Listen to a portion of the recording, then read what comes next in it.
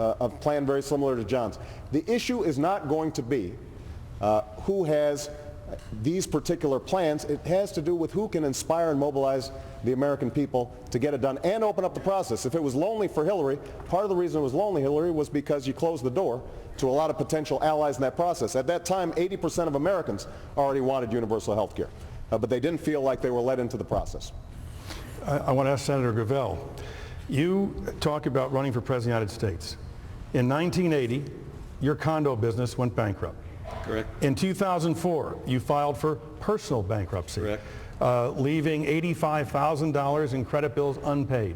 How can someone who did not take care of his business, could not manage his own personal finances, say that he's capable of managing the country? Well, first off, if you want to make a judgment of who can be the greediest people in the world when they get to public office, you can just look at the people up here. Many of them done very, very well in public office. I left the Senate no better than when I went in. Now, you say the condo business, I'll tell you, Donald Trump has been bankrupt 100 times. So I went bankrupt once in business, and the other, who did I bankrupt? I stuck the credit card companies with $90,000 worth of bills, and they deserved it because I used the money.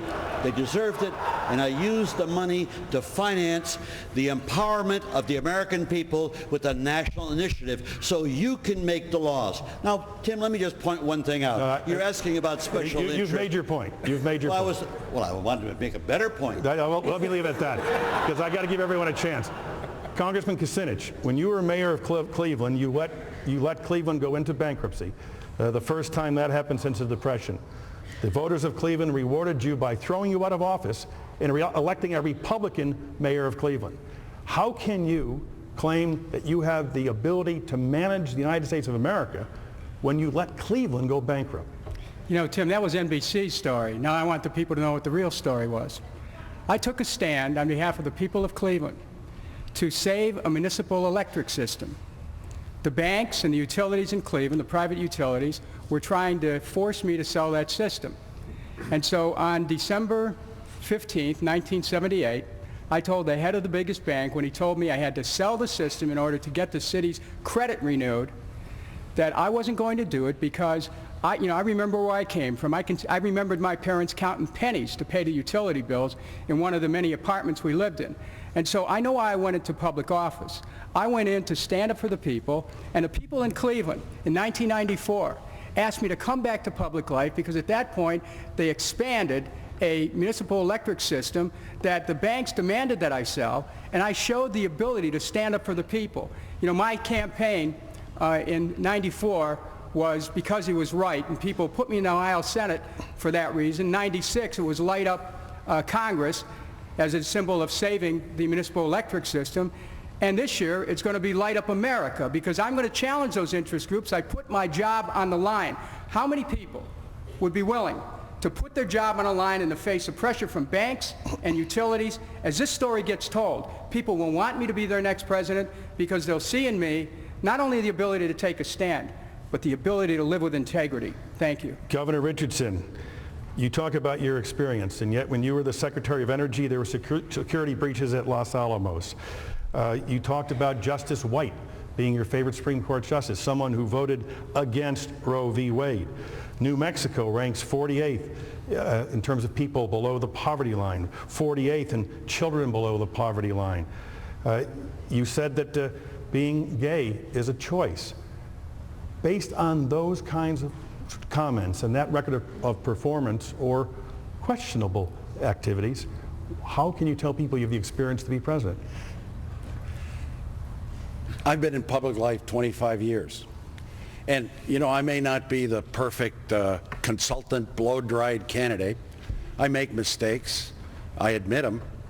But, you know, Tim, the issue is, do I deliver?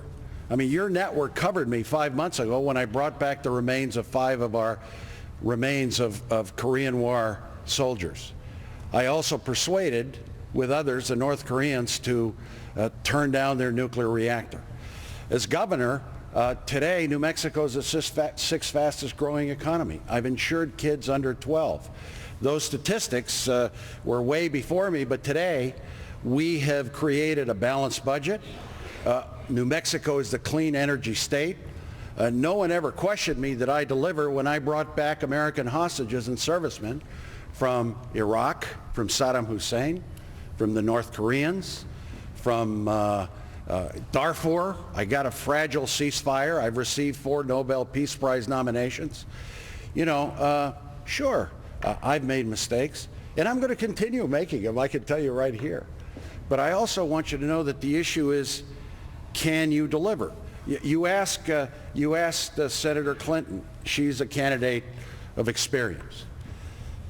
Senator Obama, a fresh voice for change. With Bill Richardson, you get both, change and experience. That's what I am conveying to the American people. You got to be able to deliver, to bring change. You have to have the experience to deliver that change. And my record in terms of foreign policy, energy policy, what I've done for my state, I'm the only one who has negotiated with a foreign country here. I believe I have the best of both to be this president. I'd like to go to Allison King of New England Cable News again for another question. Allison. Thanks, Tim. The issues